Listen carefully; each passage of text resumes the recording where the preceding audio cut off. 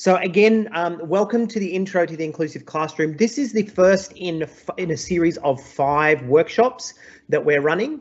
And so this definitely, we set the, I guess, the foundation for what it is that we're going to be doing in these other ones. So I really hope that you can connect with us over the full 5 workshops rather than just coming along to this one. As I said, this one is going to set the foundation, so there's not going to be a whole lot of tech in this one.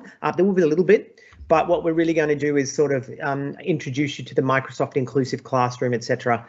What will happen in our next 4 workshops is they will be very tech heavy. And you will be, introduced to some really cool bits and pieces. A little bit today as well. I won't pretend that there's nothing going on. But yeah, this is really the foundation one. So if you are coming hoping to master some piece of technology today, this is more about the theory behind it. All right. So please keep that in mind. Now, our resources for the slides today, because there's going to be links and other bits and pieces. So it's here at aka.ms/today's stuff. Please notice there's 2 S's in there for today's stuff. So you just open up your browser, go to aka.ms/today's stuff, and there is a folder there which says something about South Australian Department for Education or DFE, and that's where these slides will be, and later where we'll put the recordings and other things as well. And so we will be recording these, as you know, which means that you'll be able to access these as a resource and share with your colleagues or friends, and so is true for the other ones. My name is Troy. I am the accessibility lead for Microsoft Education. Just heads up, I'm not technical. I actually come from an education background. So I am a former teacher, former primary teacher actually. I had 16 years in schools, 20 something years in education, still working in education, but now obviously working for Microsoft. So I come at this from a teacher's perspective, not from a techies or technical perspective. So on that note, let's start to move into what we're going to do today. So the workshop agenda today is that we're going to look at the Microsoft Inclusive Classroom. I'm going to introduce you to that and let you hopefully build some credibility with you in terms of what it is that we're doing and where we're coming from. The framework that we tend to use at Microsoft is the Universal Design for Learning framework, sometimes called UDL. You can tell that wasn't made in Australia. No one would call their framework UDL, spirit in a can, but those of you that are old enough, I don't even know if that exists anymore, but those of you from the 80s, it was a thing. Individualization and ease of access, that is when we're going to get a little bit technical. I'm going to show you some cool things that exist for your Windows devices. And then lastly, what we're going to do, hopefully we've got time. If not, then we'll certainly roll this into the next session. But we're going to look at a very brief introduction to Microsoft 365, just so you can understand where things live and what's the difference between Office in the cloud and Office down on your local device and that kind of thing as well. So we'll see how we go. I do talk fast. And that's because I know that I haven't got a whole lot of time, but I'm going to do my best to plow through this as best I can. So this is our mission statement for Microsoft. Our mission is to empower every person and every organization on the planet to achieve more. And you can see there that I have underlined every person because we really, truly do. I know it's going to sound like corporate spin, but I promise it's not.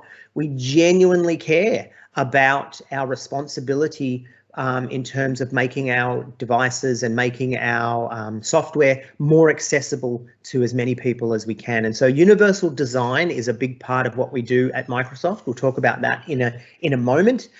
But yeah, genuinely we care. And there's a lot of people that I work with that have got hearts that really want to see students switched on to their curriculum and that the technology plays a big role in that.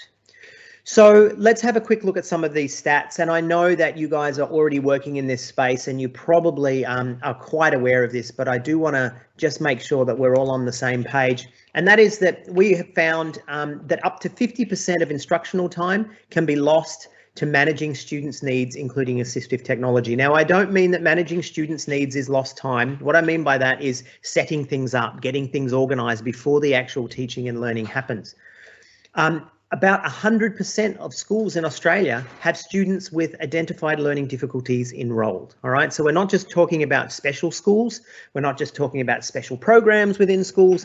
We're talking about everyone. And then about 20% of students in Australian schools require inclusive education support. And then lastly, approximately 25% of Australian students are from a language background other than English. So I share this to say that we are talking about everyone and we are talking about every school.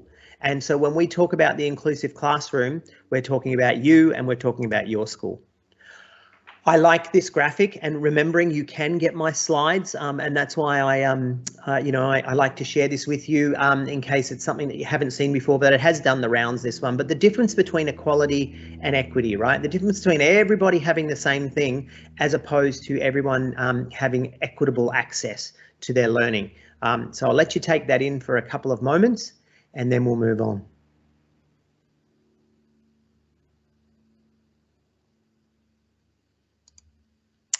So what is the best-selling toy of all time? Now, if you can navigate Teams, I'm going to get you to pop that into the chat.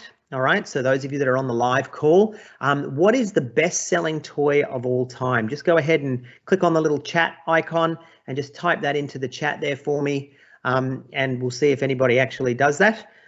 That would be helpful. What is the best-selling toy of all time? Okay, we're getting some messages coming through now. Someone saying Lego, someone saying Rubik's Cube. Yep, got a number of Lego there. That's exactly what I would have said when I first saw this. Barbie, interesting. Yo-yo, okay. Rubik's Cube again. Lego, a ball. Yeah, a ball possibly. Barbie. All right, very good, everyone. Thank you for those that jumped in and had a go. So the person that said to us it was the Rubik's Cube, good for you, exactly right. The best-selling toy of all time is, in fact, the Rubik's Cube.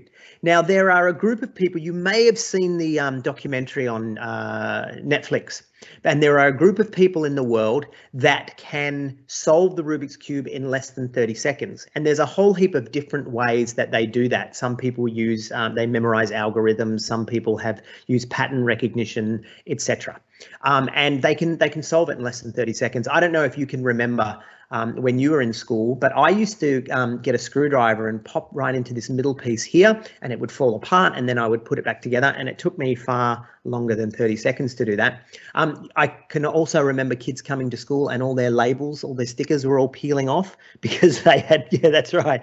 Good one. Stuart just got me same time. Yeah, great minds. That people would peel the stickers off and then they'll put them back on, and you could just tell it was just terrible. Yeah, but there are people that can do it in less than 30 seconds, like legitimately, not our sort of cheating way. But there's a guy from Google who I've been told he's a Google programmer, and he is completely blind, and he is able to complete the Rubik's Cube in less than 30 seconds. And so if you were to give him this tool here, you know, this standard looking Rubik's Cube, he's unable to demonstrate what he can do. You know, he's unable to demonstrate that skill because he's unable to perceive the colors, etc. So there's this kind of Rubik's Cube that exists as well. All right, so what we've got there is we've got a Rubik's Cube that is completely white. However, each side has braille on the cubes and on the pieces, and each color is represented by a different braille letter. Problem with that though is that whereas before the blind person couldn't do it with a standard Rubik's Cube, now so many of us would be locked out if Rubik's Cubes look like this because we don't know how to read braille, and even if we could, some of us, you know, we can't necessarily feel that. You know, I know that my fingers, you know, after years and years, even if I did learn braille, I think it would take it really hard for me to be able to feel the braille again because my fingers are actually quite rough and quite coarse, and I haven't you know, trained myself that way. So what we've got is we've got this kind of device here. And what this device is it's showing it looks like a traditional Rubik's Cube in the sense that we've got the colors, but we've got these raised symbols on each color. So the red has a little X, a raised X. The yellow has 3 little dots, and the green has what looks like a T or would feel like a T. And so people can actually feel the symbols on the cube.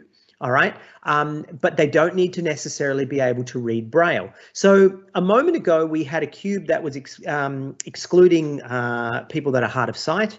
The next cube came along and excluded people that couldn't read Braille, whereas this one is now probably more universal in its design, because it's also including people that maybe could, that have trouble differentiating colors, for example. And so when we look at universal design is trying to make our devices, or trying to make our buildings, or trying to make whatever it is that we're building more inclusive to as many people as we can. So when I think about my iPad, for example, I really enjoy using my iPad for reading. Even though I work for Microsoft, I'm happy to say that in my personal life, of course, I enjoy my Apple devices, and I really enjoy reading on my iPad. And when the iPad first came out, we had the iBooks experience, and I still use iBooks now, but I also use the Kindle app on my iPad. And what it tried to do was really cleverly, simulate the reading experience. But the problem with that is, and let me be fair to the iPad and say there are some great accessibility features built in, but just suspending disbelief for a moment and pretending that we didn't have those accessibility features and we were just simulating the reading of a book. If you were challenged by text and you were challenged by print, then you would be challenged by the iPad experience as well. And so what we needed to do is we needed to make our devices more accessible, or apply this universal design. And Apple have certainly done that, and we've certainly done that as well at Microsoft with our devices and with our software too. So when we talk about universal design, we're looking at making things more accessible to as many people as we can. But there's another thing called universal design for learning. And universal design for learning is a framework where it takes the ideas behind universal design, which is making things more accessible, and it applies it to teaching and learning. It applies it to assessment. It applies it to education. Now, rather than talk you through that, I've got a really nice little video that I'm going to share with you on universal design, and it's made by an organisation called CAST. And CAST were actually the organisation that started the universal design framework.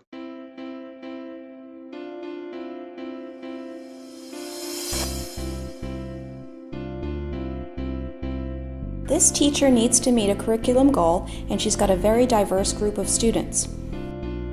And so does this teacher. And this one. Most do. In fact, research shows that the way people learn is as unique as their fingerprints. What does this mean for teachers of today? Classrooms are highly diverse, and curriculum needs to be designed from the start to meet this diversity. Universal design for learning is an approach to curriculum that minimizes barriers and maximizes learning for all students. Whoa, that's a fancy term. Universal design for learning. Let's unpack it a bit. Let's think about the word universal. By universal, we mean curriculum that can be used and understood by everyone. Each learner in a classroom brings her own background, strengths, needs, and interests. Curriculum should provide genuine learning opportunities for each and every student. Now let's think about the word learning. Learning is not one thing. Neuroscience tells us that our brains have three broad networks. One for recognition, the what of learning, one for skills and strategies, the how of learning, and one for caring and prioritizing, the why of learning. Students need to gain knowledge, skills, and enthusiasm for learning, and a curriculum needs to help them do all three. But every learner is unique, and one size does not fit all. So how do we make a curriculum that challenges and engages diverse learners? This is where the word design comes in. A universally designed building is planned to be flexible and to accommodate all kinds of users, with and without disabilities. It turns out that if you design for those in the margins, your building works better for everyone. Curb cuts and ramps are used by people in wheelchairs, people with strollers, and people on bikes. Captioning on TV serves people who are deaf, people learning English, people in gyms, and spouses who get to sleep at different times. UDL takes this idea and applies it to the design of flexible curriculum. UDL goes beyond access because we need to build in support and challenge. So how do we use the UDL framework to make learning goals, methods, materials, and assessments that work for everyone? First, ask yourself, what is my goal? What do I want my students to know, do, and care about? Then ask, what barriers in the classroom might interfere with my diverse students reaching these goals? To eliminate the barriers, use the 3 UDL principles to create flexible paths to learning so that each student can progress. Number 1, provide multiple means of representation. Present content and information in multiple media and provide varied supports. Use graphics and animation, highlight the critical features, activate background knowledge, and support vocabulary so that students can acquire the knowledge being taught. Number 2, provide multiple means of action and expression.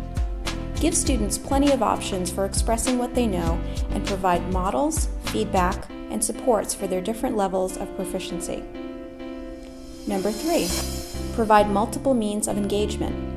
What fires up one student won't fire up another. Give students choices to fuel their interests and autonomy. Help them risk mistakes and learn from them. If they love learning, they will persist through challenges. And remember, always keep in mind the learning goal. Get rid of barriers caused by the curriculum and keep the challenge where it belongs. And that's it. Okay, quick recap. Show the information in different ways, allow your students to approach learning tasks and demonstrate what they know in different ways, and offer options that engage students and keep their interest. Universal design for learning equals learning opportunities for all. For more information on UDL, go to www.cast.org.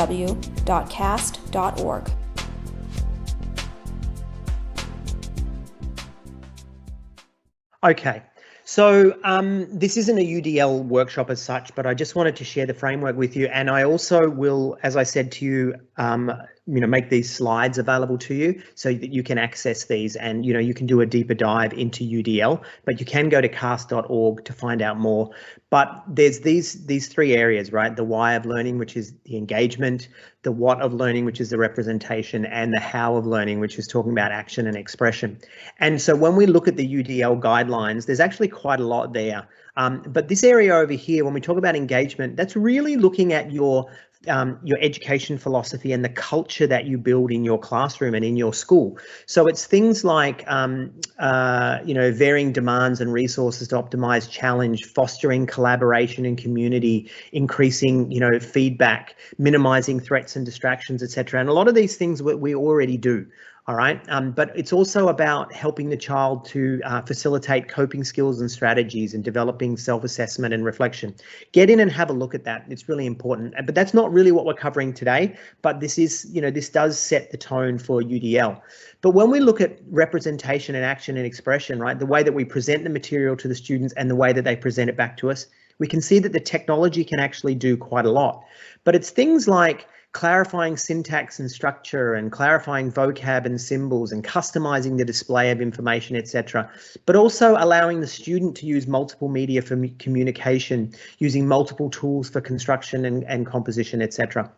Now, over the next 5 sessions that we do together, you're going to see that we're going to hit a lot of these through the technology. All right. But as a teacher, it's important that we make sure that we are thinking these things through, right, and making sure that we're making our engagements more universal. But for teachers, this is how, I would have felt, especially, when I was coming to a PD like this and someone was saying to me, okay, great, we're going to tell you all about this thing called UDL. And now not only do you have to hit those 25 kids in your class, but you've also got to hit each one of them individually. I mean, it's just so much to think about. But I think really what we've seen now is we've sort of hit a tipping point where the technology, instead of promising that it can do these things, it really is starting to deliver. And it really is starting to carry some of that burden. When we look at something like this and all these points that we're supposed to try and hit with our students, the technology is going to do the heavy lifting. So I don't want you to feel overwhelmed, right? But I do want to introduce you to UDL. So thinking about the Microsoft Inclusive Classroom, I just want to share with you that we want to give students more personalized access to their curriculum. So we want to use the technology to do exactly that, but we want to optimize educator time. We don't want you looking like that teacher in the last slide with your head in your hands going, how am I going to do this? And ultimately, we want to improve learning outcomes because that's the business of schooling, right? We also want to make sure that we see the students increasing their independence and experiencing a reduction of stigma. So it's really important because kids, especially in secondary and upper primary, they would rather miss out than stand out. And so we want to make sure that the technology is offering that support, but in as much as possible an invisible way. We want to empower you to engage every learner so that the technology becomes a tool, not a burden. And then we also want to help schools build reputations as positive places that promote equity and inclusion. So as your school starts to switch these things on and starts to make them more available, because the department has paid for all this, it's all there available to you, then you will start to build that reputation, your school will start to build that reputation in your community. So at Microsoft, we go across these 5 different areas. And again, I want to invite you to have a look at these when you download the slides, but we're sort of going to fly through this. But definitely over the next 5 sessions, we're going to be looking at learning. We're going to be looking at visual support, hearing support, little bit of mobility, little bit of neurodiversity, and a little bit of mental health. But really, it's going to be over these 3 main areas over here. So when we talk about the inclusive classroom at Microsoft, we talk about need, okay? And we think about these main areas of the curriculum. And so it starts with literacy. It starts with reading support and writing support. So next session, we're going to look at writing support using a tool called Immersive Reader. And then the session after, we're going to look at writing support using Immersive Reader, Dictate, and the editor tools inside Office. We're going to have a little bit of a dive into math support and also into speaking and listening as well. So lastly, as we move away from UDL, I just want to, again, when you grab these slides, this link will take you to a free online course that I found around UDL. So if you want to explore that 100%, you can get in there and find out a whole lot more about UDL. Okay, so let me start this next little section by asking you, what is the average shoe size for men in the world? Sorry to not be so inclusive, but I am just asking the question for men. What is the average size in US sizes for men's shoes? I'll get you to pop that in the chat for a moment. So please, if you're feeling brave, pop that in the chat. I'm getting some 10s, I'm getting some 9s, 11s, 40. No, remember we're asking for US sizes. So 10, 9, 12, 10. Okay, very good. Very good, everyone. I actually was aiming, when I first saw this, I thought it was going to be something like an 8 or something. And I think that's because that's roughly my size. And I thought I was sort of in the middle, but apparently I'm on the small side because it's actually a 10.5. The US 10.5 is the men's shoe size. So what would happen though, if we started only making size 10.5 shoes? Well, obviously, this is what would happen, right? We'd actually miss what most people need, because the average is kind of a bit of a deceptive term. We think the average is, you know, what most people need. But in fact, very few people are the average, right? The average is the mean. The average is this sort of this middle point. And when we think about the fact that the average doesn't quite exist in the real world, it's what we call the myth of the average, because the average is conceptual, right? It's a mathematical, it's a statistical term, and it's not something that really exists in the real world.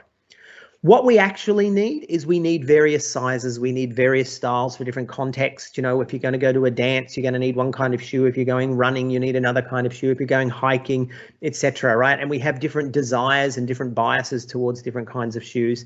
And we all have different needs, right? And so you've heard this term, I'm sure, in education, and that is differentiation. Okay. And as a teacher, it used to really, really frustrate me, this term differentiation, because it meant that I, as a teacher, was responsible for making sure that all my lessons meant all my kids' needs. All right. And here we go again. We're back to this teacher with the head in the hands, right? Because Who has time to differentiate? When I've got 25 to 35 kids in my class, I barely had the time to do the basics of my job, you know, running a literacy program, a numeracy program, or whatever it is that I happen to be running, let alone creating special resources for all my kids who needed them. And a lot of these kids had, you know, diagnosed issues that weren't funded. I'm sharing an aid with, you know, multiple classes if I was lucky to have an aid at all. So it's really, really hard.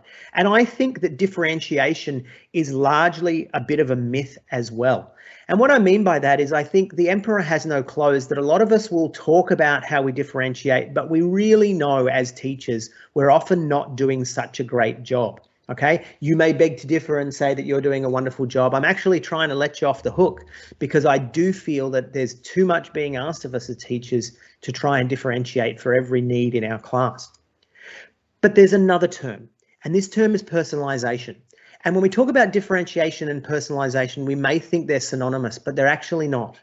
Personalization, while seemingly the same as differentiation, is somewhat different, because personalization takes the onus off the facilitator or off the teacher and puts the onus on the end user, or in our case, on the learner.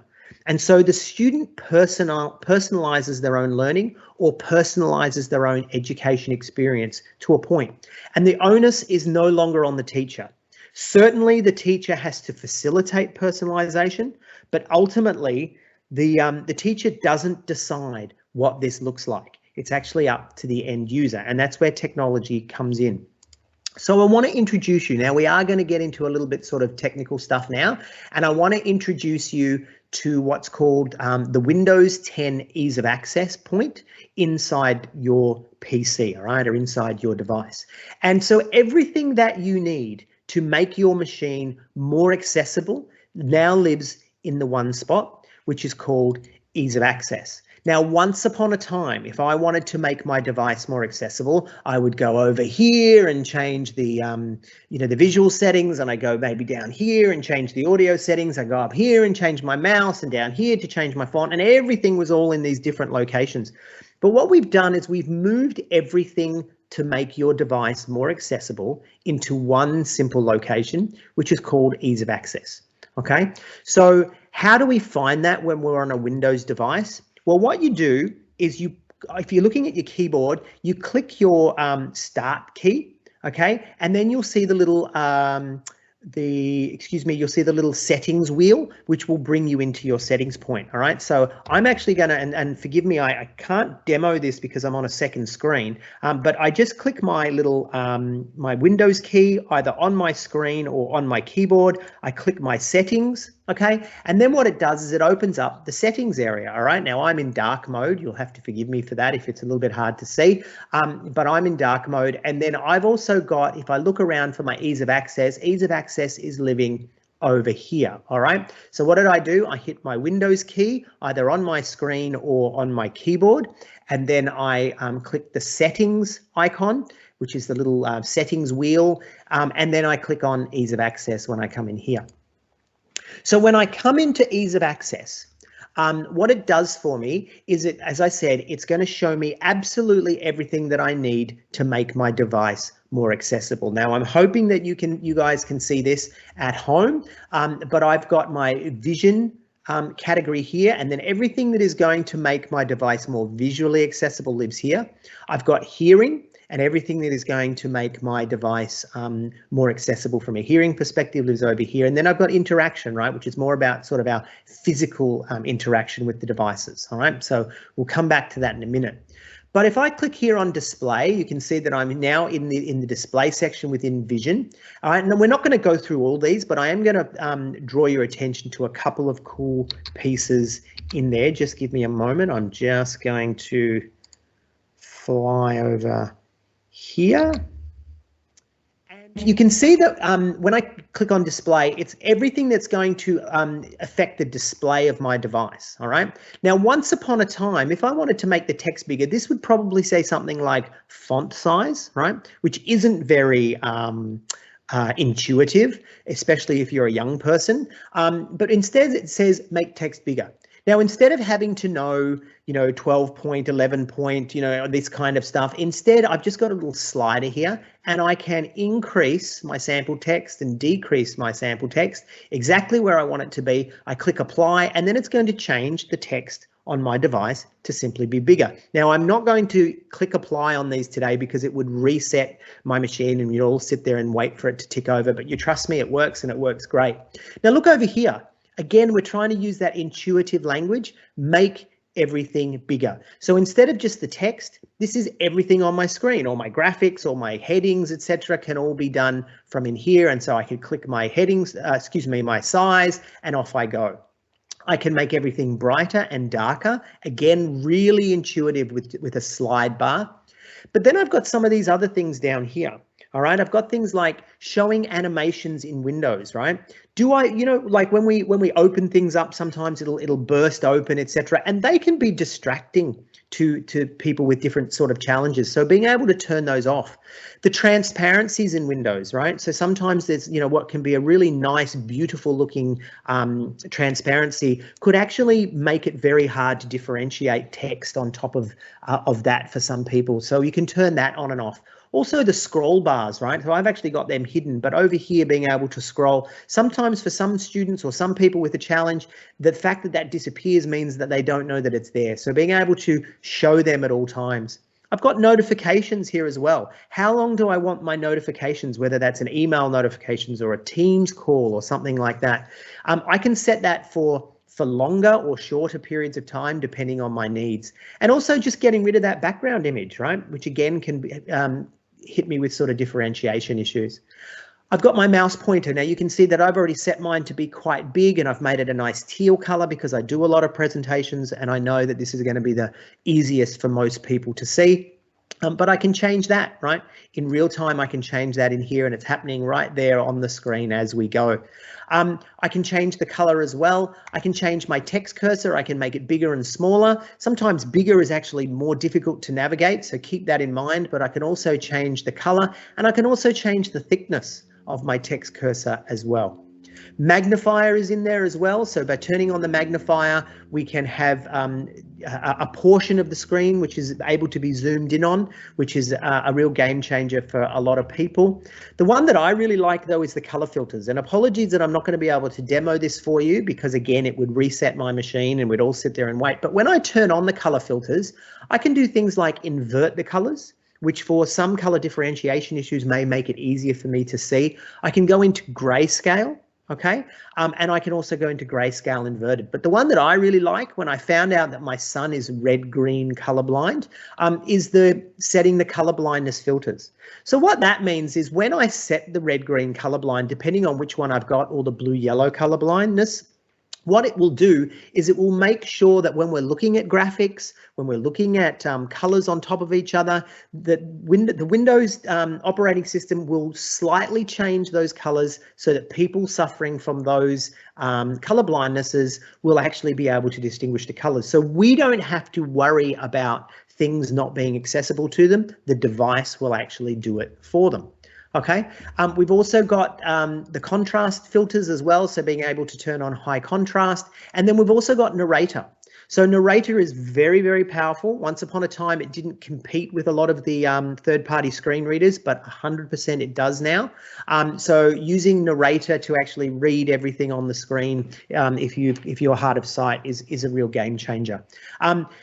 When you look at something like JAWS, which is the sort of the standard third-party tool a lot of people use, narrator is now on par with JAWS, and it is 100% free in your Windows experience. When we look at hearing, we can do things like, making our device easier and harder to hear by turning the volume up and down. But I like this one here. We've got mono audio, being able to turn that on. And once upon a time, when we moved everything into stereo, people with the ability to hear in only one ear and wearing headphones were actually missing half the sounds that were going on.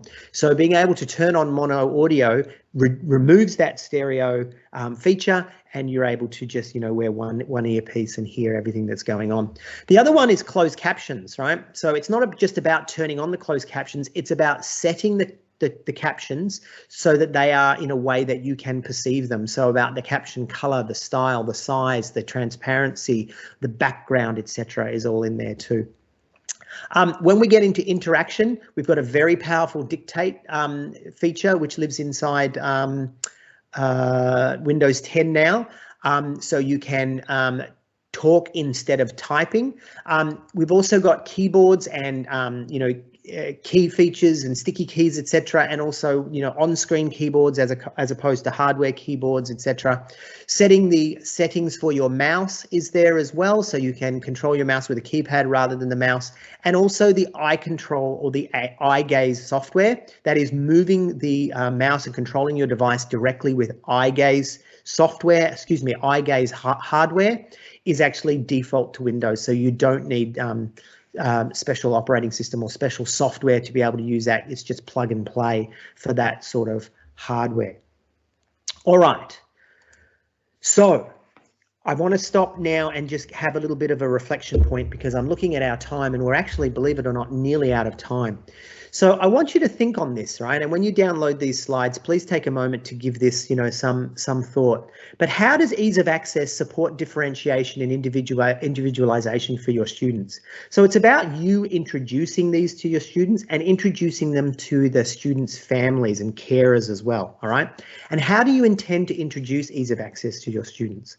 So you may look at some of this and say, oh yeah, I know my student needs this and my student needs that. But it's also about educating them and their families, and also the people that work directly with them, so that they can have an ongoing relationship with ease of access, meaning they can change things as they need it and as they learn more and more about it. Okay, so that's ease of access, and that is available to you now on your Windows device. What I'm going to do now is I'm going to share with you another video which was just released a couple of weeks ago, because what's about to happen is Windows 11 is about to be released. And so we've actually done some really cool things in the accessibility space around Windows 11. And so I'm just going to share this little video with you now. We certainly hear that there are things that we can do better and gaps that we need to close. We don't just want to stop there. We want to really push beyond closing gaps to delivering that delight across the board. No matter what your abilities are, to be able to use Windows like everyone else. Accessibility on Windows used to be called ease of access. We talked to people in our research studies and we're like, do you know what this means? And people were like, no, I don't know. One of the things that we did is we changed the icon. And the most important thing is that people could discover the things that would help them use Windows better. You can't just go into it assuming you know who you're designing for. In the accessibility community, there is a saying, nothing about us without us. The only way to solve these problems is by integrating deeply with the community of people that we're trying to serve. We heard that contrast themes were kind of like a hammer. The aesthetics shouldn't have to be compromised just because you are someone who has light sensitivity. We are introducing them with new, beautiful colorways, a range of different contrast intensities. We thought about, hey, there's a student who might have light sensitivity in a classroom and there's a cart of machines, and when they boot up, does their device look different than others? We don't want accessibility to be an othering experience. What's really unique about the startup sound, for some people with no vision, that's what they rely on to know that the computer's awake. The difference between the sounds is that they will follow the visual personality of Windows. So a person who is blind can actually enjoy the same difference of those light and dark themes audibly. It's really humbling to be able to see the impact that we're going to have in people's lived experiences. When someone with a disability starts using this new version of Windows, I hope that they feel a sense of belonging.